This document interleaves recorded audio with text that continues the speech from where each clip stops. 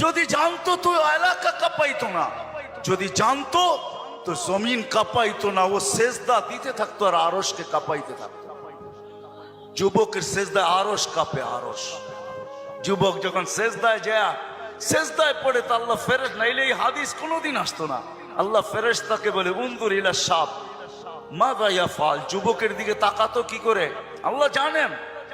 তো ফেরেশতা বলে জাআলা আজলাহু ওয়া মাজালাহু লিআজলিক, সবকিছু বিসর্জন দিয়ে আপনার কুদরতি পায়ে মাথা ঠেকায় দিয়েছে।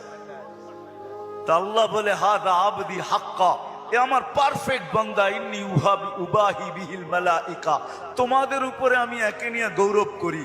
যখন সেজদায় চিৎকার দেয় সুবহানা রাব্বিয়াল আলা, আল্লাহ বলে সাব্বাহতানি সাব্বাহতুক, তুই আমাকে পবিত্র বললি, যাহ তুই পবিত্র, তোর গুনাহ মাফ, সেজদার থেকে উঠার আগে মাফ।